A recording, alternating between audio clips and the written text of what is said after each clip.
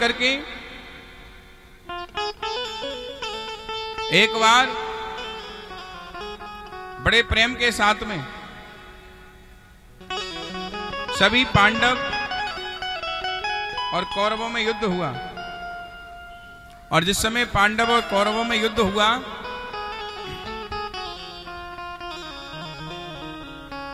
तो उस समय पर भगवान कृष्ण भी पांडवों के साथ में थे। कथा बहुत लंबी है।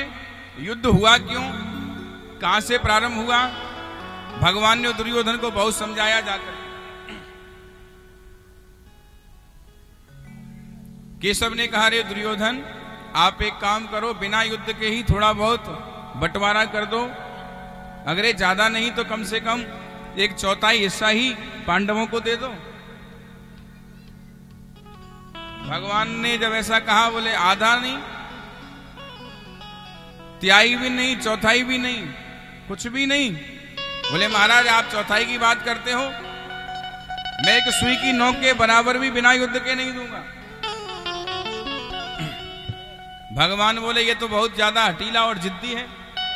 और जब कोई मूर्ख सामने आ जाए ना, और मूर्ख को आप समझाओ और उसकी समझ में नहीं आए तो उसको उसके हाल पर छोड़ देना चाहिए। क्योंकि आप जबरदस्ती अगर उसको समझाने की कोशिश भी करेंगे तो आप भी मूर्ख बन जाओगे, क्योंकि आपका ज्ञान छीन हो जाएगा। समझाया उसे जाता है जो समझने को तैयार हो। भगवान ने बहुत दुर्योधन को समझाने की कोशिश की, लेकिन दुर्योधन नहीं माना। भगवान जब जाने लगे तो दुर्योधन ने कहा, बोले प्रभु, यदि आप आए हो तो थोड़ा सा हमारी कुटिया को पवित्र कर दो, और भोजन सामग्री तैयार है, 56 प्रकार के व्यंजन मां ने बनाए हैं, जरा भोग लगा जाओ। भगवान बोले, भाई दुर्योधन, बात ऐसी है। बोले कैसी है महाराज? बोले भोजन 2 स्थितियों में किया जाता है। कौन सी? या तो भोजन करने वाले को भूख बहुत ज्यादा अधिक लगी हो, या फिर भोजन कराने वाले का भाव बहुत सुंदर हो। अब कोई आपके घर अतिथि आ जाए, अब बेचारे को भूख भी लगी जोर से, अब वो तुमसे कह नहीं सकता कि भोजन कराओ। कई लोग होते, अरे आज पंडित जी सवेरे सवेरे 10 बजे कहां से आएगा, अभी तो हमने घर में चाय ना बनाई, आज संडे को दिन है, हमारा पूरा संडे और खराब हो गया, पंडित जी को चाय पिलाओ, नाश्ता कराओ। क्योंकि पंडित जी ने कहते ही भोजन बनाए दो तो 2 घंटा और लग जाए। पंडित जी और आगे खामा खामे संडे खराब करने के लिए। अब पति देव बेचारे मजबूर हैं, क्योंकि अगर अंदर कहने के बोले पंडित जी आ गए, भोजन बना लिए, तो ऐसा ना हो कि पंडित जी कानन में आवाज पहुंच जावे तो महाभारत घर में ही जाए। कई पत्नियां ऐसी होती हैं।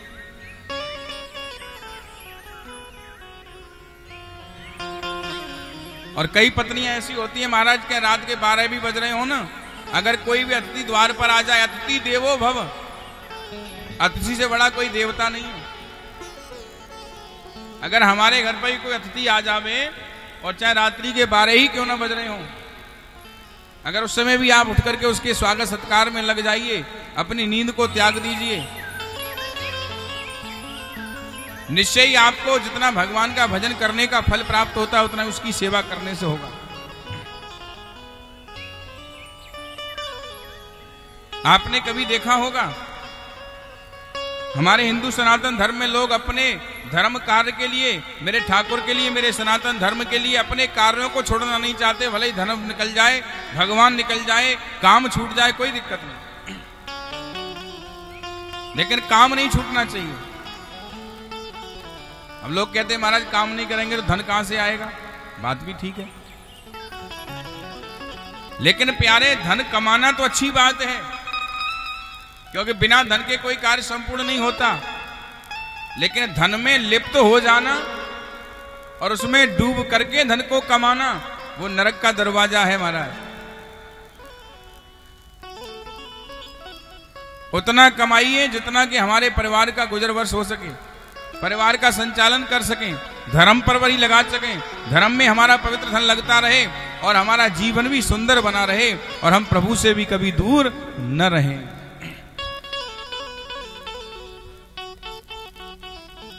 भगवान ने कहा दुर्योधन ऐसा है, ना तो मुझे भूख लग रही है जो मैं भोजन करूं, और ना ही तू मन से खिलाना चाहता, ये तो तेरी मजबूरी है।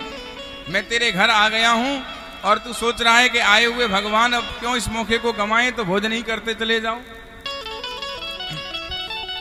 और अपना नमक मुझे खिलाना चाहता है तू जबरदस्ती, कि शायद अगर मेरा नमक ये खा करके कन्हैया जाएंगे तो मेरी कम से कम बजाएंगे, इसलिए हम तेरे घर का भोजन स्वीकार नहीं करते। विदुर जी बगल में खड़े थे वहां। विदुर जी से ने कहा महाराज थोड़ी सी कृपा इधर बाकी बार हमारे ऊपर कर दो। भगवान बोले हाँ काका जी ठीक है, आज हम तुम्हारे घर ही भोजन करेंगे।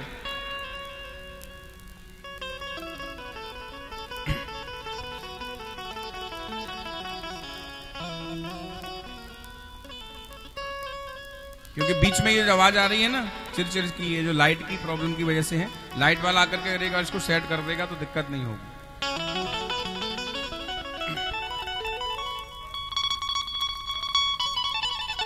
और महाराज बड़े आनंद से काका जी ने भगवान से कहा तो भगवान ने स्वीकार कर लिया। काका जी तो महाराज खुशी के मारे पागल हो गए, बोले हाँ आज तो हमारे घर भगवान आएंगे, मैं धन्य हो गया। और घर जाकर के विदुरानी से कहने लगे अरे विदुरानी आज हमारे गोविंद हमारे घर आएंगे, तुम भोजन की तैयारी करो। विदुरानी ने कहा हमारे पास तो कुछ है नहीं, जो भी सामग्री घर में है तैयारी हो जाएगी। बोले नहीं आप एक काम करो, आप घर को बढ़िया सुंदर लीपो पोतो सजाओ और बढ़िया सुंदर तरीके से साफ सफाई करो, हम इतनी देर में बाजार से जाकर के भगवान के आगमन तक भोजन की सामग्री जुटा करके लेकर के आ रहे हैं। विदुर जी तो चले गए बाजार में, और विदुरानी ने सोचा कि साफ सफाई सारी हमने करी ली है, हम स्नान कर ले, जब तक कन्हैया आवेंगे जब तक पति देवू आ जाएंगे। अब काकी स्नान करने के लिए चली गई। अब जैसे ही स्नान करना प्रारंभ करो इतने में कन्हैया आ गए। कन्हैया ने कहा काकी, अरे काकी द्वार खोल। विदुरानी बोली कौन है? बोले काकी मैं हूं कन्हैया। बोले थोड़ी देर इंतजार करो अभी मैं स्नान कर रही हूं। कन्हैया बोले ठीक है काकी। अब 2-4-5 मिनट भगवान ने इंतजार किया। भगवान बोले काकी अब ज्यादा इंतजार नहीं करता, अब बहुत हो गया इंतजार, जल्दी दरवाजा खोलो नहीं तो मैं वापिस जा रहा हूं। और जैसे ही मेरे गोविंद ने कहा कि मैं वापिस जा रहा हूं, मैया ने स्नान का लोटा छोड़ दिया और एकदम से निर्वस्त्र, महाराज गीले वस्त्रों से स्नान कर रही थी, दौड़ पड़ी जाकर के मेरा कन्हैया कहीं चला न जाए। आओ भगवान आओ ना, आप कैसे जाने की बात क्यों करते हो? अरे एक बार कोई आता नहीं और आप आकर के जाने की बात करते हो, अभी तो दीदार नहीं हुआ, आओ ना। भगवान का हाथ पकड़ लिया, आंगन में लेकर के पहुंची, विचार करने लगी मैं कन्हैया को कहां बिठाऊं, कौन सी जगह सुंदर है। सामने कोने में एक पटला दिखाई दे गया, उस पटले को उठाया और कहती कन्हैया आओ यहां बैठो ना। बोले नहीं नहीं ये जगह शुद्ध नहीं है। फिर उठाया, बोले नहीं आप यहां बैठो ना। बोले ये भी जगह शुद्ध नहीं है। आप यहां बैठो ना, ये भी जगह शुद्ध नहीं है। आप यहां बैठो ना, ये भी जगह शुद्ध नहीं है। मैया भगवान को देख करके पागल हो गई। 4 बार पटला उठाया, 4 बार भगवान को बिठाया, खड़ा किया और अंत में सामने जाकर के पटला उल्टा डाल दिया। बोले भगवान ये जगह बहुत ठीक है, आप यहां बैठ जाओ। और भगवान भी उल्टे पटले पे ही बैठ गए। और बैठने के बाद में अब मैया बोली अभी विदुर जी तो आए नहीं हैं, बाजार गए थे सामग्री लेने और मेरे कन्हैया तो आ गए, अब इनका मैं स्वागत कैसे करूं और इनको कुछ खिलाऊं पिलाऊं, क्या करूं क्या न करूं। मैया ने देखा घर के दरवाजे पर ना छत के पीछे केले का पेड़ खड़ा हुआ था। मैया ने दृष्टि डाली, बड़ी सुंदर सी महाराज केले की घेर लटक रही थी, उसमें केले ही केले थे। मैया छज्जे पर तुरंत चढ़ गई और जाकर के तोड़ ली और तोड़ करके ला करके महाराज रख लिया पूरा की पूरे केले की डाली। और सामने डलिया रखी हुई है और बैठ गई पीड़ा डाल के खुद भी। भगवान बैठे हुए हैं। मैया भगवान के नेत्रों में अपने नेत्र की झांकी से बसा करके दीदार कर रही है, मेरे श्याम सुंदर को देख रही है। और केला लेकर के महाराज मैया ने तुरंत छील दिया, और छीलने के बाद में पूरा छील करके और निकाला केला, और केला ऐसे कर दिया और छिलका बढ़ा दिया। बोले लो भगवान। और भगवान ने छिलका बड़े प्रेम से खायो, और धीरे धीरे छिलका खाते जा रहे हैं। जब 4-6 केले के छिलके मुंह के अंदर चले गए, इतने में ही विदुर जी आ गए। अरे विदुरानी, ओ विदुरानी, कहां गई? जल्दी द्वार खोल, कन्हैया आ रहे होंगे, जल्दी से देख, मैं सामग्री लेकर के आया हूं। मैया बोली धीरे बोलो। बोले क्यों? बोले आ रहे नहीं होंगे, आ गए। हल्ला काय को मचा रहे हो? बेइज्जती मत करो, लायो सामान, चुपचाप दे दो। और मैया ने चुपचाप से सामान लियो। विदुर जी बोले एक बात बताओ भगवान, हम इतनी देर में बाजार से लौट करके आ नहीं पाए और तुम इतनी जल्दी कैसे आ गए? अरे हमने तुम्हें समय दिया था कि आप पधारो हमारे, हम तैयारी करते हैं।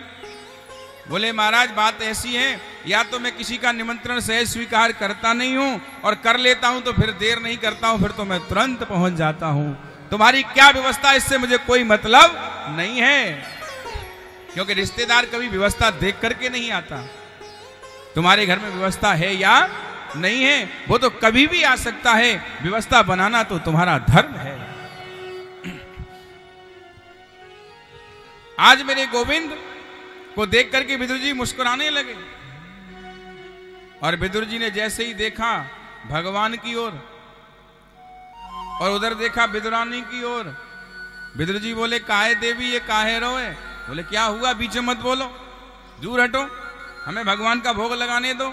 बोले अरे हम इतनी सारी सामग्री लाए। बोले सामग्री छोड़ो, हमारे पास सामग्री, हम तो भोग लगा रहे हैं और हमारे ठाकुर पा रहे हैं।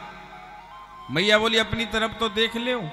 और जैसे ही मैया ने अपनी तरफ देखा, बोले हे भगवान, हम तो स्नान कर रहे, गीले वस्त्र ही आए। मैया दौड़ करके गई और जाकर के वस्त्रों को बदल करके वापस आई और आकर के देखा। बोले हे कन्हैया, हम तुमको इतनी देर से छिलका खिला रही थी और तुम खा रहे थे, और केले बाहर पड़े हुए, तुमने एक बार भी टोका नहीं। भगवान बोले हमें पता ही ना, हम छिलका खा रहे कि केला खा रहे, हम तो खा ही जा रहे, हमें ना पता। और जैसे ही महाराज मैया ने तुरंत दोबारा छिलका लिया और केला उठाया। बोले महाराज क्षमा करना, कोई बात नहीं, गलती हो गई ना, अब आप दोबारा भोग लगाओ। और मैया ने छिलके को छील करके हटाया और केला निकाला और मेरे गोविंद को दिया। बोले प्रभु लगाओ ना भोग। और जैसे ही मेरे भगवान ने थोड़ा सा होठों से लगाया, कहा काकी जो स्वाद पहले छिलकों में आता था वो स्वाद अब आता नहीं, इसलिए अब कन्हैया भोग लगाता नहीं। कौन कहता है भगवान आते नहीं, कौन कहता है भगवान आते नहीं, तुम मीरा के जैसे बोलाते नहीं, तुम मीरा के जैसे बोलाते नहीं। कौन कहता है भगवान आते नहीं, कौन कहता है भगवान आते नहीं, वो तुम्हें मीरा के जैसे बोलाते नहीं, वो तुम्हें मीरा के जैसे बोलाते नहीं। कौन कहता है भगवान खाते नहीं, कौन कहता है भगवान आते नहीं, कौन कहता है भगवान खाते नहीं, कौन कहता है भगवान खाते नहीं, कौन कहता है भगवान खाते नहीं, कौन कहता है भगवान खाते नहीं। तुम भिलनी की जैसे खिलाते नहीं, तुम भिलनी के जैसे खिलाते नहीं। कौन कहता है भगवान आते नहीं, कौन कहता है भगवान आते नहीं, वो तुम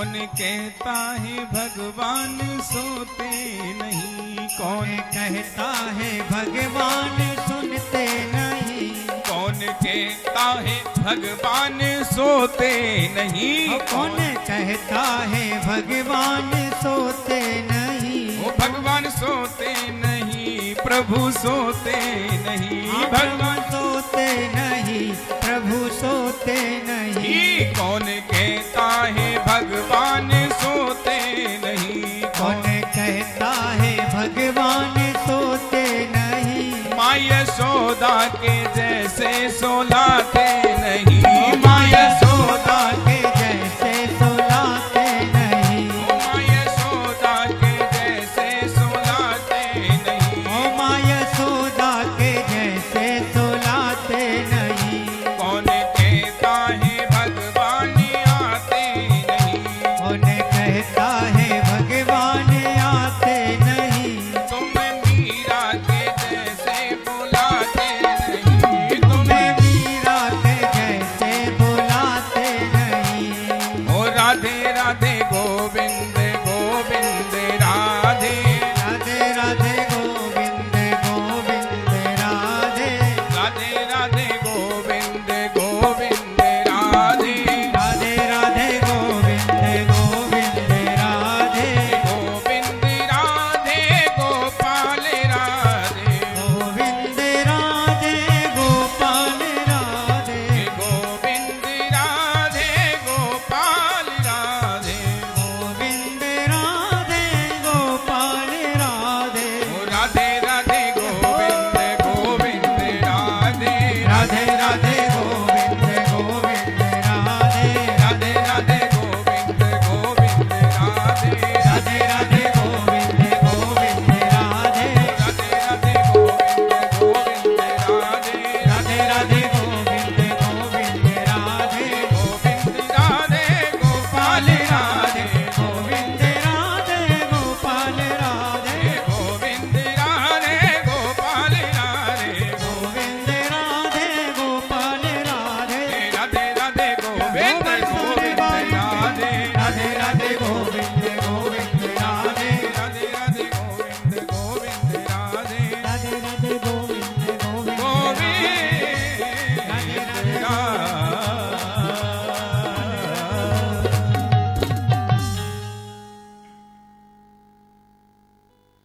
बोलिए वृंदावन बिहारी लाल की जय जय श्री राधे। बोल रहे हैं अभी आधे जय जय श्री राधे।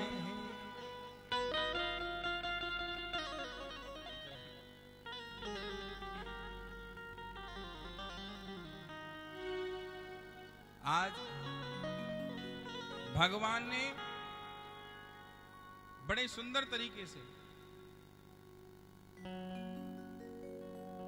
विदुरानी ने जब छिलके छोड़ करके केले दिए, भगवान ने पाया नहीं। क्यों नहीं पाया?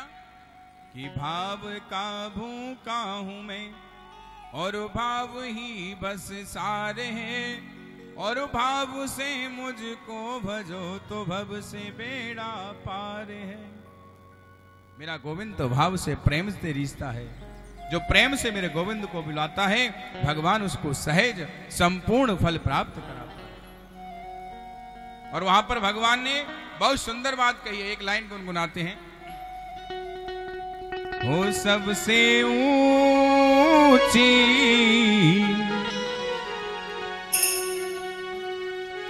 हो सबसे ऊंची प्रेम सगाई, सबसे ऊंची प्रेम सगाई, सबसे ऊंची प्रेम सगाई, सबसे ऊंची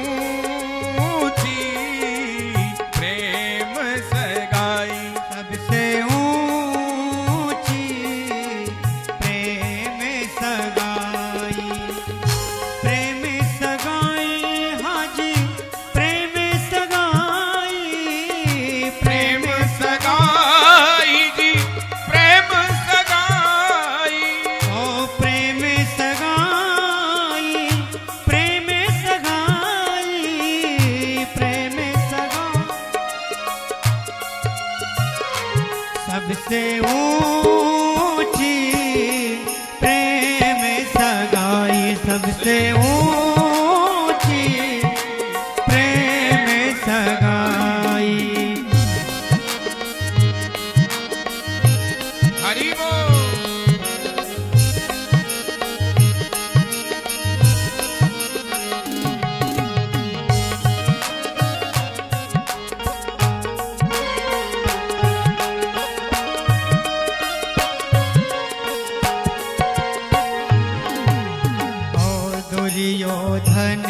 को मेवा त्याग्यो, दुर्योधन को मेवा त्यागो, दुर्योधन को मेवा त्यागो, दुर्योधन को मेवा त्यागो। साग विदुरी घर खाई, ओ साग विदुरी घर खाई, सबसे ऊंची प्रेम सगाई, सबसे ऊंची प्रेम सगाई।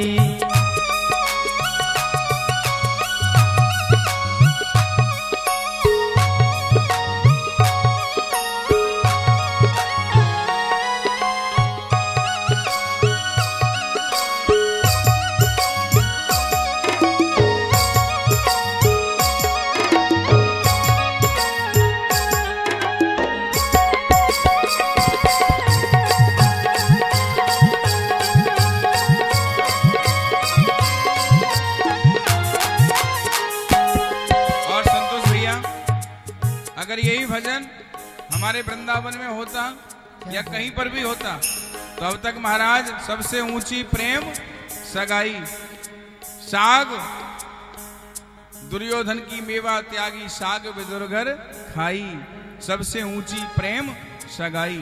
ऐसे कोई ऊंची प्रेम सगाई नहीं होती। आप बैठे हो बड़े आराम से, जैसे राशन कार्ड चोरी हो गया आपका है।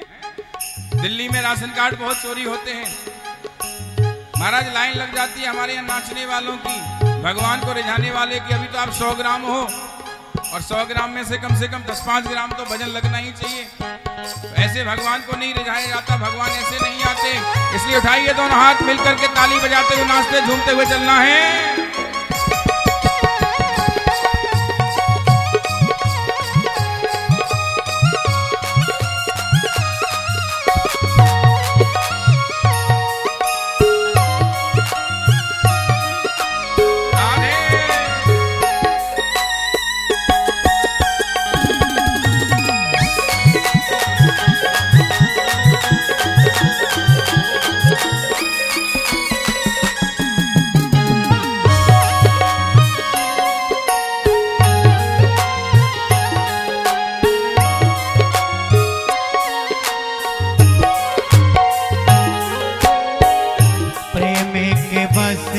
अर्जुन रथ हाँको, प्रेम के बस अर्जुन रथ हाँको, प्रेम के बस अर्जुन रथ हाँको, प्रेम के बस अर्जुन रथ हाँको। भूल गए ठकुराई,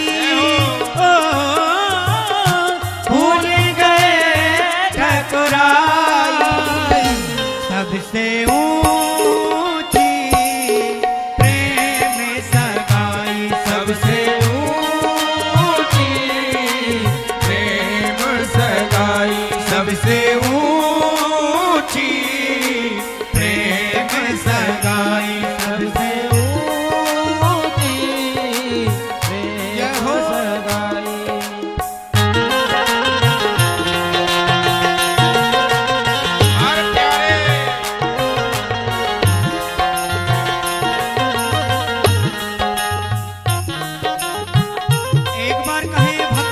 भगवान की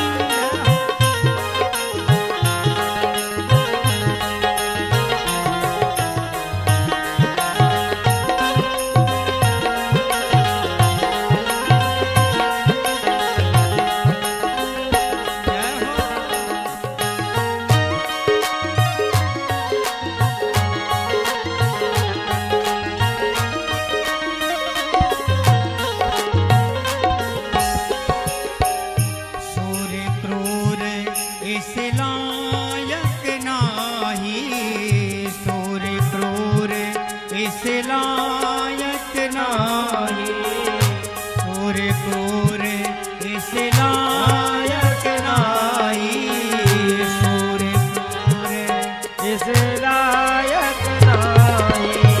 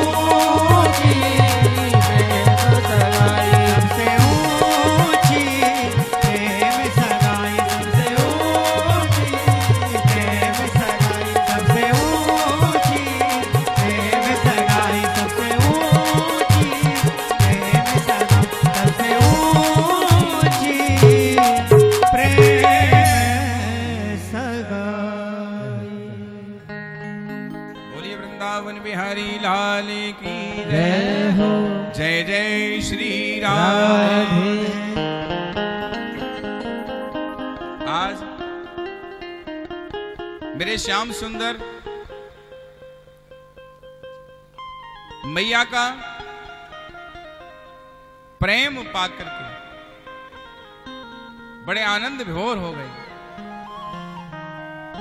विदुर विदुरानी का उद्धार किया। आगे चल करके श्री सूजी महाराज कहते हैं, ऋषियों, भगवान के न समझाने पर भी लाख समझाया, लेकिन दुर्योधन नहीं माना। युद्ध प्रारंभ हुआ, और जब युद्ध प्रारंभ हुआ तो 5 पांडव हैं, युधिष्ठिर और भीम, अर्जुन, नकुल, सहदेव, और पांचाली हैं जिनका नाम है द्रौपदी।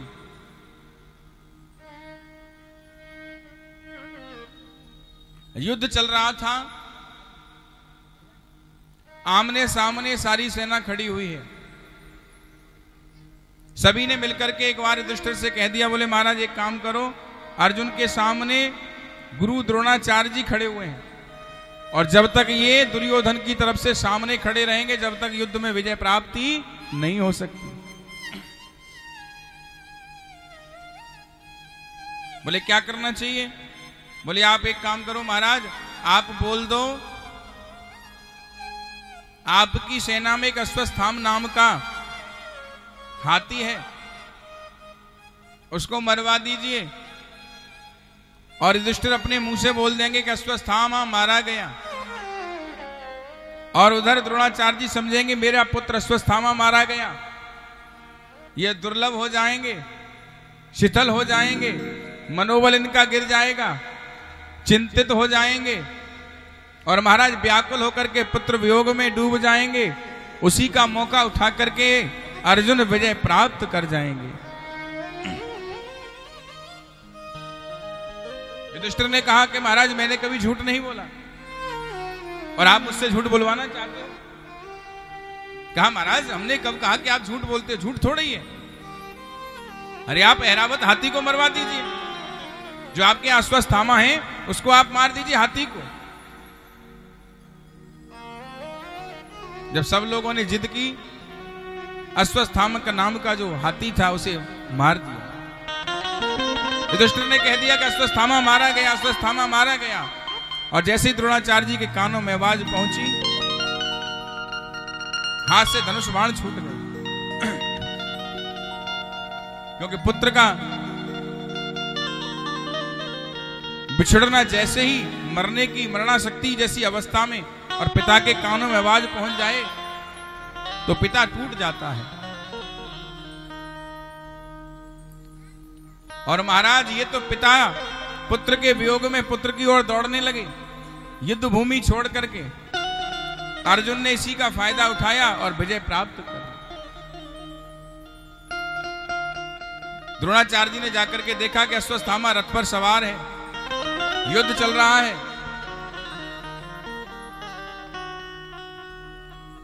गुरु ने कहा, अरे युधिष्ठिर ये तुमने कैसी बात कर दी? तुमने मेरे साथ छल किया है, और तुम तो कभी झूठ नहीं बोलते। आज विजय प्राप्त करने के लिए तुमने झूठ का सहारा लिया, ये कैसी बात है? युधिष्ठिर जी ने कहा, प्रभु युद्ध रणभूमि में सब कुछ जायज होता है, क्योंकि जब रणभूमि में योद्धा कूदता है और जब दोनों पक्षों में युद्ध होता है तो अपनी अपनी विजय की कामना हर कोई करता है। और विजय की प्राप्ति करने के लिए महाराज युद्ध रणभूमि में अगर झूठ भी बोलना पड़े, छल भी करना पड़े, तो कोई दोष नहीं होता है। हमने विजय को प्राप्त कर लिया है। द्रोणाचार्य जी ने कहा, विजय प्राप्त आपने कर तो ली, लेकिन छल से की है, और आपने मेरे पुत्र के वियोग में मुझे दुर्लभ कर दिया, ये तुमने ठीक नहीं किया।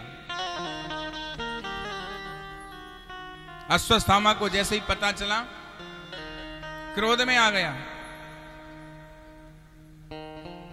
और क्रोध में आकर के महाराज पांडवों को ललकारता हुआ भागने लगा।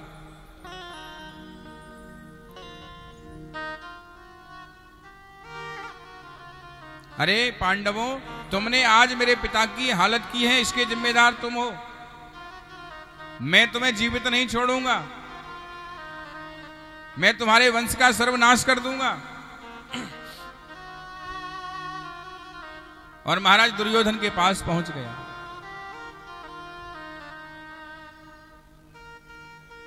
दुनिया से जाने वाले किसी और से मतलब नहीं रखते। हर प्राणी अपने आप से मतलब रखता है। आज के युग में हम दूसरे के सुख से दुखी हैं, अपने दुख से दुखी नहीं। अश्वत्थामा की वही अवस्था हो गई। दुर्योधन के पास में पहुंच गया, कहा मुझे बदला लेना है। दुर्योधन ने कहा बदला लेना है तो एक काम करो, आज रात्रि को जाओ और पांचों पांडव अगर आपको सोते हुए मिल जाए तो पांचों के शीश काट करके ला करके मुझे समर्पण कर दो। अश्वत्थामा रात्रि में गया और रात्रि में जाकर के महाराज पहुंचा, वहां पांचों पांडव के पुत्र सो रहे थे। चादर से सर ढका हुआ था। पास में वही मैया द्रौपदी भी सो रही थी। अश्वत्थामा ने समझा यही दो पांचों पांडव हैं। पांचों की पांचों शीशों को काट दिया और धड़ से शीश अलग करते हुए दुर्योधन के पास में लेकर के आए। और जैसे ही सामने रखा, दुर्योधन ने चादर को हटा करके दर्शन किए। एक बार दुर्योधन के मन में गिलानी तो आ गई। अरे अश्वत्थामा, ये तुमने क्या कर दिया? जरा ध्यान देकर के सुनना। दुर्योधन कौन था? धृतराष्ट्र का पुत्र। इसकी मां कौन थी? गांधारी। महाभारत तो सभी ने देखा ही है। पट्टी बांध करके आंखों से रखती थी। और कुंती कौन थी? कुंती कौन थी? धृतराष्ट्र की कौन थी? क्योंकि धृतराष्ट्र की कुंती गांधारी दोनों पत्नी थी। कौन थे? जब कुंती आई थी तभी तो गांधारी ने पट्टी बांधी थी कि मेरे रहते हुए आपने इससे विवाह कैसे कर लिया? आज के बाद मैं इसकी कभी शक्ल नहीं देखूंगी। और इसकी तो बात छोड़ो, आज के बाद मैं आपकी संसार की कभी भी शक्ल नहीं देखूंगी।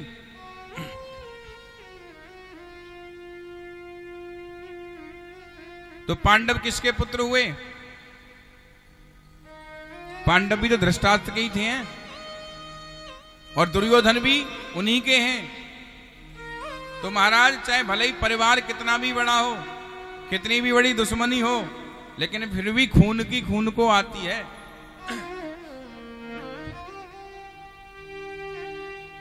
दुर्योधन ने जैसे ही उन बालकों के शीश को देखा, मन में गिलानी हुई। अरे अश्वत्थामा, हमें तो केवल पांडवों से मतलब था। हमारी दुश्मनी पांडवों से है, तुम्हारी दुश्मनी पांडवों से है। आप तो कहकर गए हम पांडवों के शीश ला करके देंगे। आपने तो पांडवों के शीशों को तो ला करके नहीं दिया, आपने तो हमारे वंशज को ही खत्म कर दिया। आप नहीं जानते, अरे जब हम भी मर जाएंगे या पांडव भी मर जाएंगे तो कोई न कोई तो हमको बाद में पानी देने वाला चाहिएगा। हमारे तो कोई पुत्र है नहीं, या हम सब समाप्त हो जाएंगे तो यही तो कुल के दीपक हमको पानी देते। आज तुमने उन पानी देने वाले कुल के दीपक को भी बुझा दिया।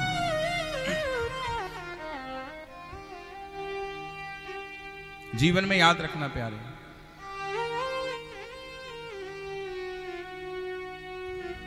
जिस माता पिता की आपने जीते जी सेवा नहीं की, मरने के बाद चाहे कितना भी आप पानी पिलाओ, कितना भी गंगा जी स्नान कराओ, कितने भी आप भंडारे लगाओ, कितने भी आप यज्ञ अनुष्ठान करते रहो, सब व्यर्थ हो जाता है। क्योंकि सेवा करनी है तो जीते जी करनी चाहिए। अगर किसी को देना भी है तो प्यारे तब दीजिए जब वो मने करे कि हमको जरूरत नहीं है, फिर भी दे दीजिए। लेकिन तब दिया जब वो भिखारी कंगाल होकर के मांगने लगा, तो फिर देने का कोई महत्व तो नहीं होता है।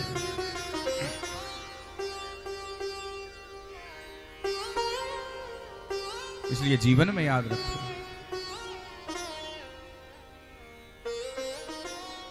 मां बाप की सेवा से बड़ा ही कोई सेवा नहीं, कोई धर्म नहीं, कोई कर्म नहीं, कोई यज्ञ नहीं, कोई तप नहीं, कोई जप नहीं, कोई ज्ञान नहीं। जिसके घर में मां बाप की मूर्त साक्षात हो, वह केवल भगवान की जगह पर, मेरे ठाकुर की जगह पर सबसे पहले मां बाप की पूजा अर्चन बंदन कर लेगा, करें, समझ लीजिए सारे तीर्थ आपके घर में विराजमान हो जाते हैं।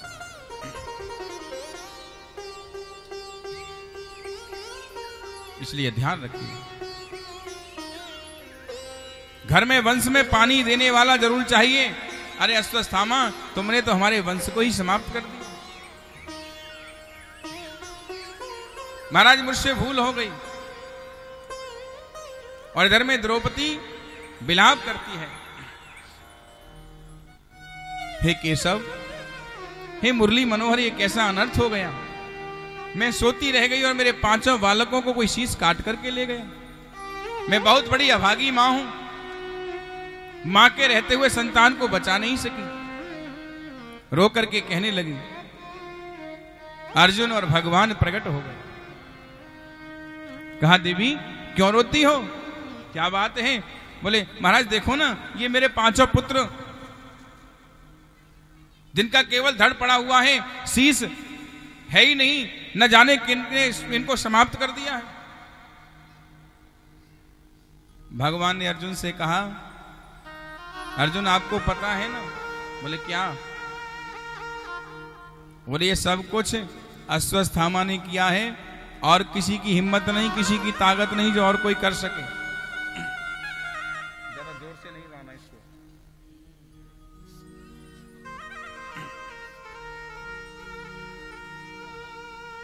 और महाराज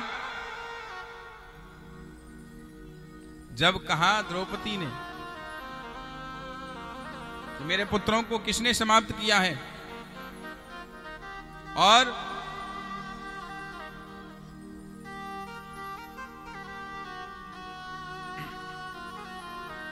जब ऐसा कहा, और महाराज नाना प्रकार से अर्जुन को भगवान ने समझा दिया।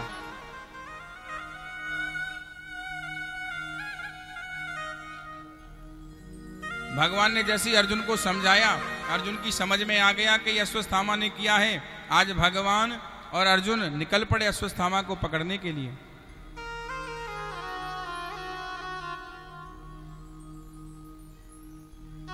कुछ दूर जाकर के अश्वत्थामा को जैसे ही देखा, अश्वत्थामा बड़े प्रेम से हंस रहा था,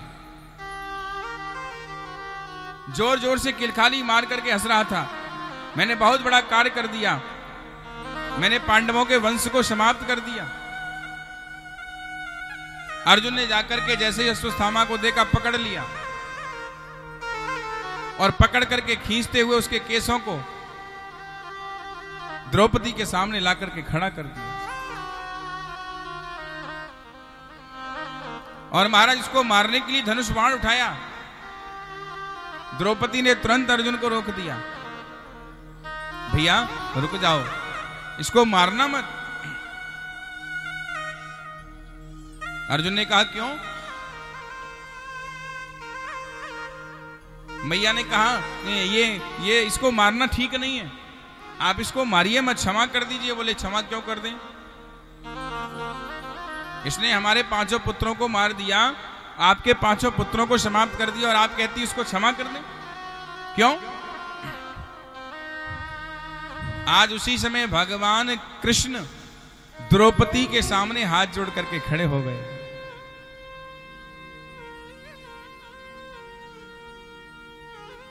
भगवान का नाम नहीं है कृष्णा, आज भगवान कन्हैया ने द्रौपदी को नया नाम दिया। क्या कहा? धन्य है तू कृष्णा। क्यों? क्योंकि मेरा नाम कृष्ण है, मैं दयावान हूं, मैं लोगों पर दया करता हूं, मैं अपने भक्तों पर दया करता हूं, लेकिन मैं तो भक्तों पर दया करता हूं और तू तो दुष्टों पर भी दया करती है, इससे तू साक्षात कृष्णा है। आज उसका नाम कृष्णा हो गया। द्रौपदी को असली नाम भगवान ने कृष्णा के रूप में दिया है, अपने समान कहा है।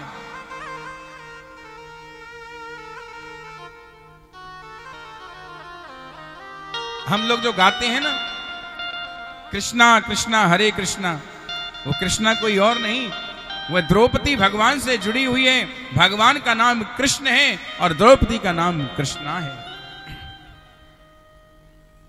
क्योंकि कृष्णा उसी को कहते हैं जो भगवान के समान दया करने वाली हो।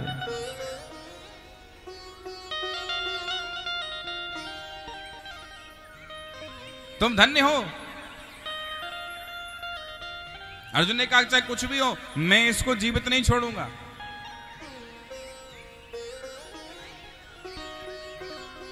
और जैसे ही महाराज कहा, द्रौपदी ने कहा एक बात बताओ, क्या इसको मारने से मेरे 5 पुत्र जीवित हो सकते हैं? अर्जुन ने कहा ऐसा तो नहीं हो सकता। तो बोले फिर इसको मारने से फायदा भी क्या होगा? भाई इसको मारने से अगर मेरे 5 पुत्र जीवित हो जाएं तो भले ही मार दो, ये नहीं हो सकता। दूसरी बात, अगर इसने हमारे पुत्रों को मार दिया और आप इसको मार दोगे तो आप में इसमें कोई अंतर नहीं होगा,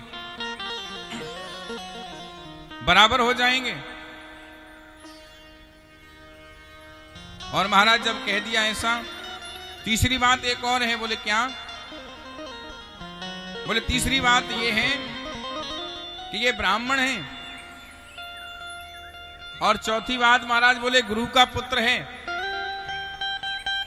हम और आप ये गुरु भाई हैं, इसलिए आप इसे मार नहीं सकते, और ब्राह्मण को कभी अपने हाथ से नहीं मारना चाहिए। जब ऐसा कहा, भगवान की ओर अर्जुन मुस्कुराने लगे, देखने लगे। भगवान ने इशारा कर दिया कि ब्राह्मण को कभी अपने हाथ से मारना नहीं चाहिए और हत्यारे को छोड़ना नहीं चाहिए। अर्जुन समझ गए। इनके मस्तक पर एक महाराज अश्वत्थामा के सिर पर ना मणि थी, मस्तक में से उस मणि को निकाल लिया और इनको अपमानित करके छोड़ दिया। लेकिन ये अपमान अश्वत्थामा सहन नहीं कर पाया और विचार करने लगा कि पहले तो मैंने तुम्हारे वंशों को समाप्त कर दिया, मैं दोबारा प्रतिज्ञा लेता हूं ये अर्जुन, अब तुम्हारे वंश में कभी भी कोई भी आने वाला भी यदि कोई वंशज होगा तो उसको भी मैं गर्भ में ही समाप्त कर दूंगा, गर्भ से बाहर ही नहीं आने दूंगा।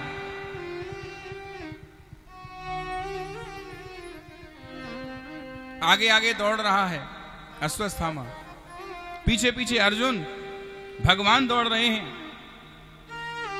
कुछ दूर जाकर के बड़े प्रेम से खिलखिला करके हंसने लगा और इसको पता चल गया अभिमन्यु की धर्म पत्नी उत्तरा के गर्भ में कुछ ही महीनों का शिशु पल रहा है, क्योंकि ब्राह्मण था। और महाराज खड़ा होकर के अपने ब्रह्मास्त्र को निकाला और ब्रह्मास्त्र का प्रहार इसने उत्तरा के गर्भ की ओर कर दिया। भगवान खड़े होकर के देख रहे थे। कहा कन्हैया, यदि आप बचा सकते हो तो बचा लो, आप बचाना चाहते हो तो चाह लो, मैंने अपना काम कर दिया। आप तो साक्षात भगवान हो, कन्हैया हो, केशव हो, कृष्ण हो। पांडवों के वंश को यदि आप बचा सकते हो तो बचा लीजिए।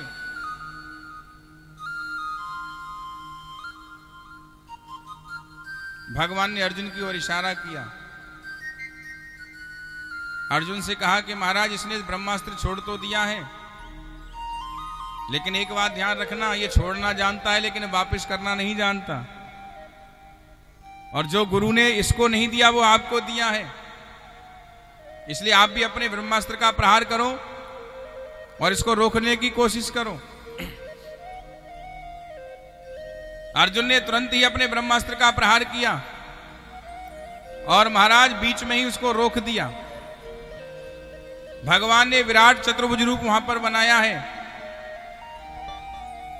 और अपने चक्र को आदेश देकर के चक्र को वहां पर भेज दिया। ऊपर गर्भ के अंदर चक्र चलता है उसके प्रकोप से, लेकिन चक्र के प्रभाव से प्रकोप हो नहीं पाता। और एक जगह लेख ये भी आता है कि स्वयं भगवान ने सूक्ष्म रूप बनाकर के गर्भ के अंदर प्रविष्ट किया और उस बालक की रक्षा की।